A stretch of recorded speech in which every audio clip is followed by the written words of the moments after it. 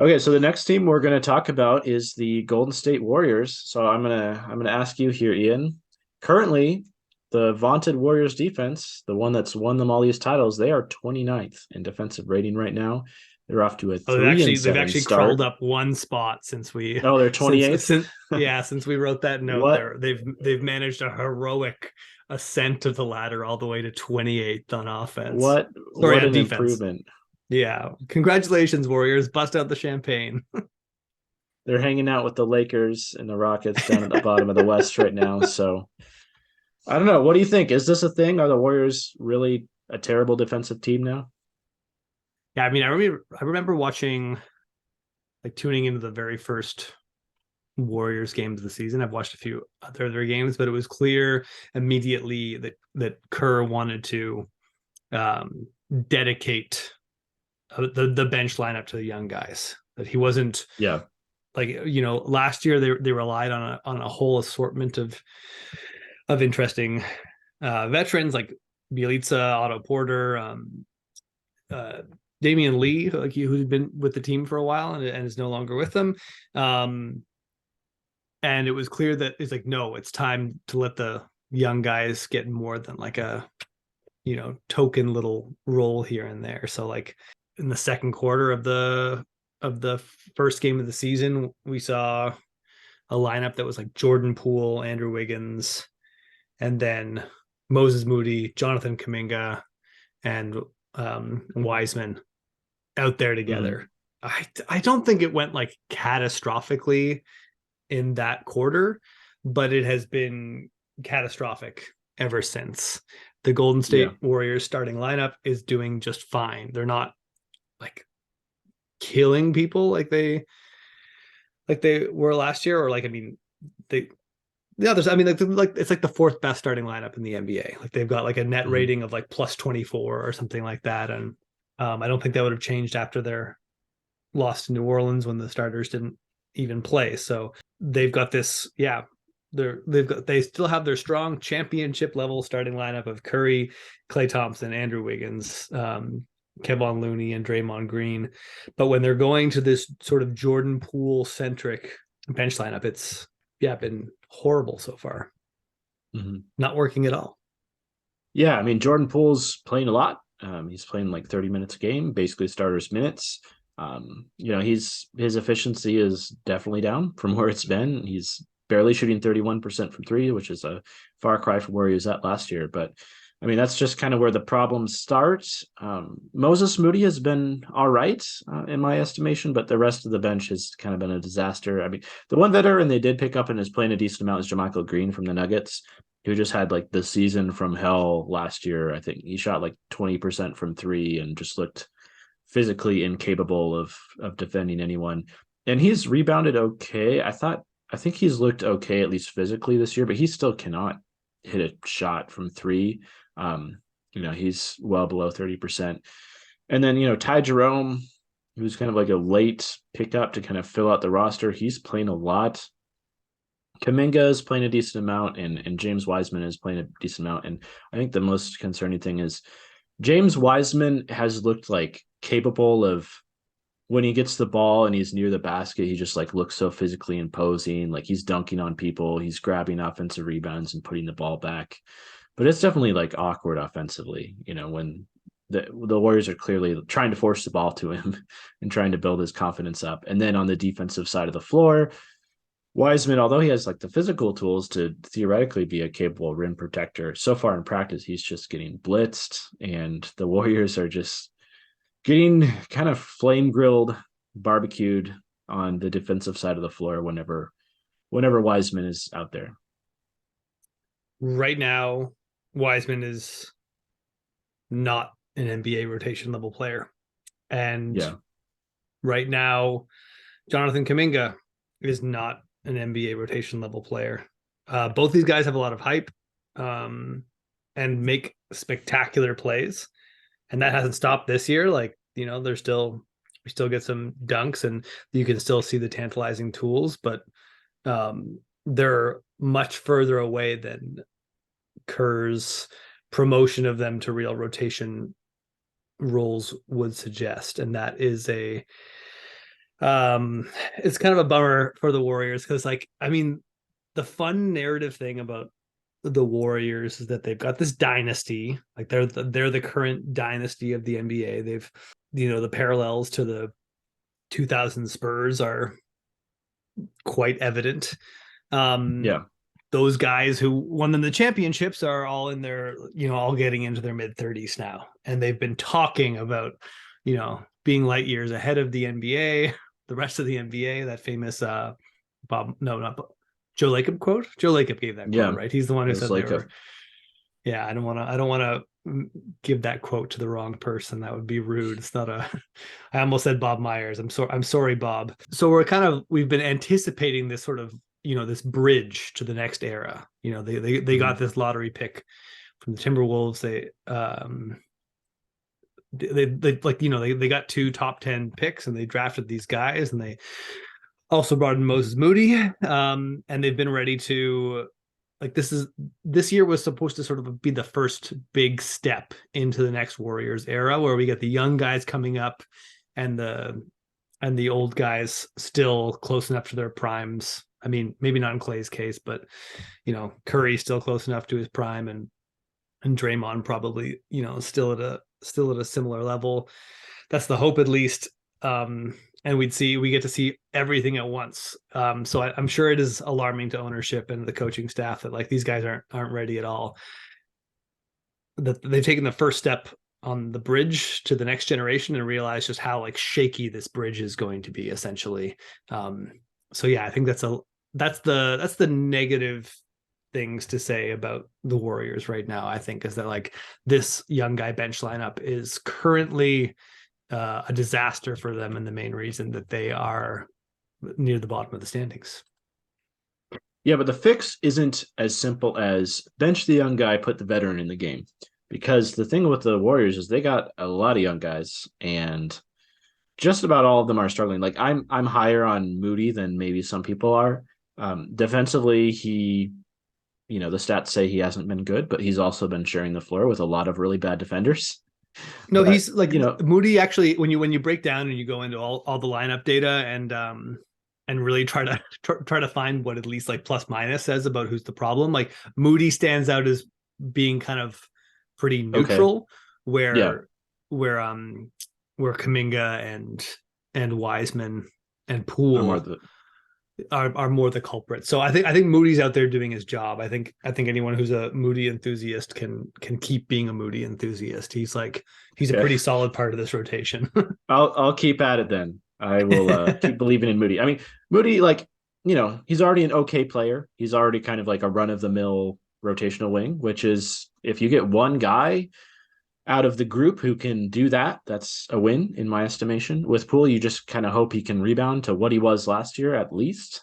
I mean, you'd hope he'd improve. He's still only 23 years old. He definitely has a long way to go in his development, but he's taken a step back at least early on this year. And he is a guy who takes a lot of difficult shots. And the defensive issues aside, offensively, he has not been efficient this year. But, like, here's a guy who's taken a lot of pull up jumpers. He's taken a lot of deep threes, a lot of contested threes.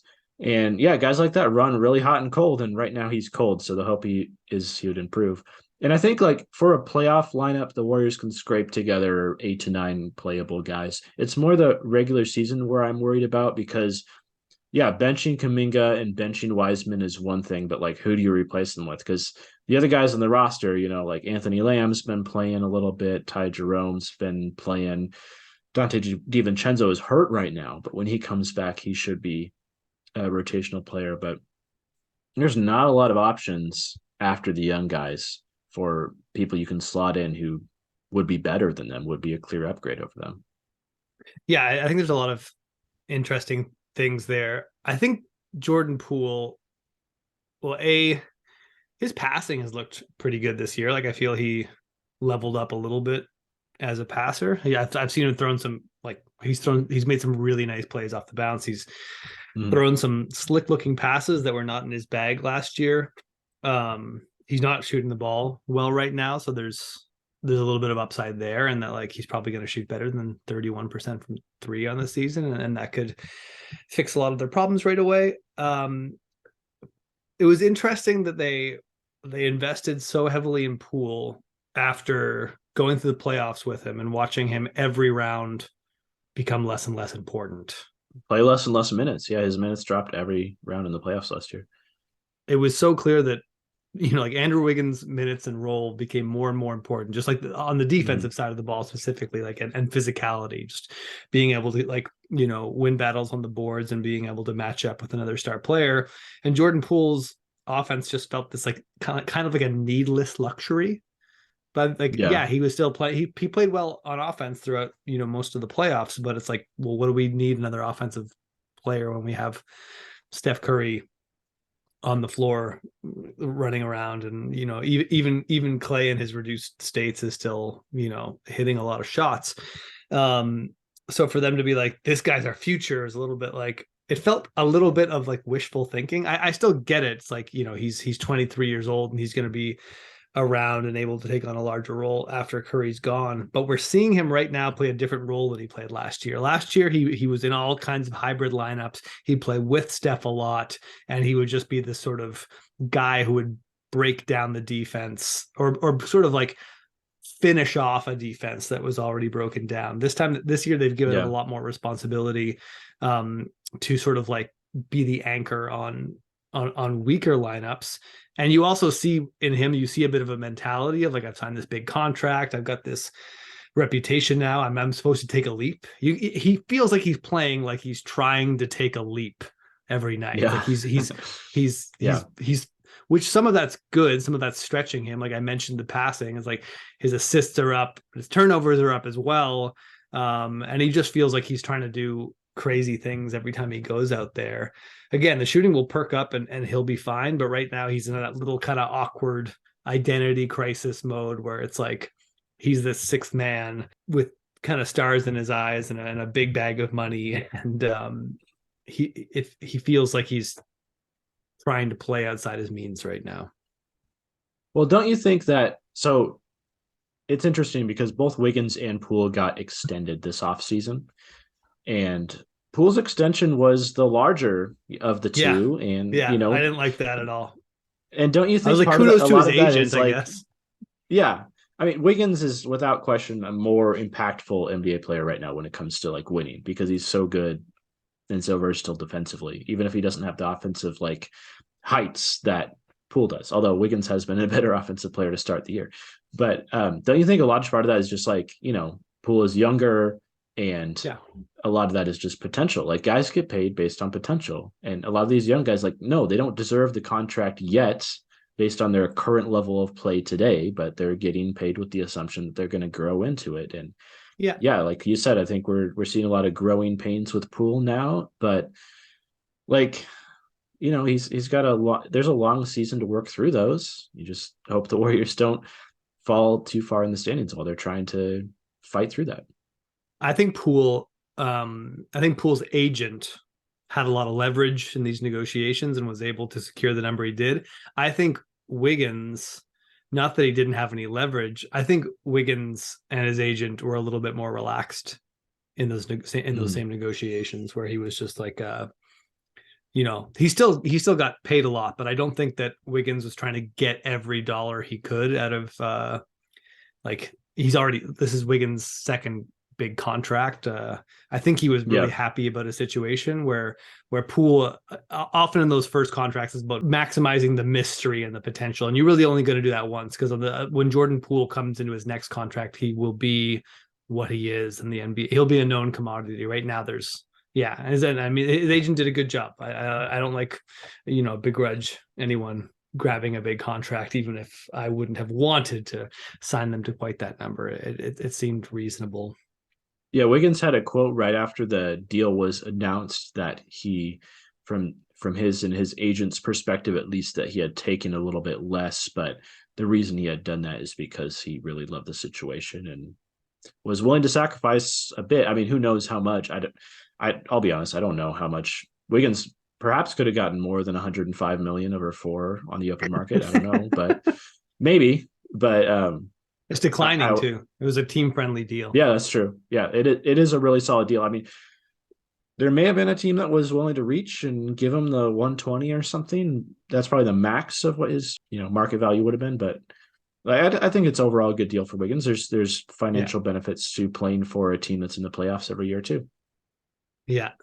I think the Warriors' path to success. So I'd like to say that I'm not actually that worried about the Warriors overall. I think there's no way the defense is gonna stay this bad. Even though I don't think their offensive upside is I don't think they're going to get a whole lot better offensively. They weren't that good an offensive team last year in the regular season, so I don't see that Yeah. changing. But I think they're going to get that defensive rating up, and I think it's going to happen in either two ways. One, a lot more hybrid lineups, so less of these sort of like lineups Mm-hmm. built around the future, just identifying that's not working. And they still use Kaminga, they still use Wiseman, but they're on the floor in different configurations and not playing together as much. I think the other way it happens is that they just start improving, like that. Some of these reps pay off, and we see Kaminga and Wiseman go from being kind of awful out there to just being like fine, and Yeah. that would change their team on a fundamental level. Like it's just right now they've got a couple lineups that are just absolutely dying out there. And if they can go from dying to surviving, then the starters can take care of the rest and just not have this team Yeah. collapse several times a game.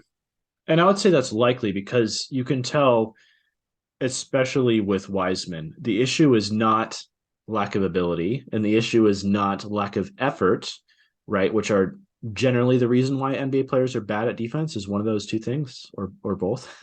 But Yeah, with him, it's just like lack of where am I supposed to be? What am I supposed to do? It's like lack of reps, I would he's say. barely played basketball. He's Yeah. like I've played way more basketball than this guy has. Like, just in Yeah. the spectrum of NBA players, like we're just talking about one of the least experienced players in the league. Like he barely played at university.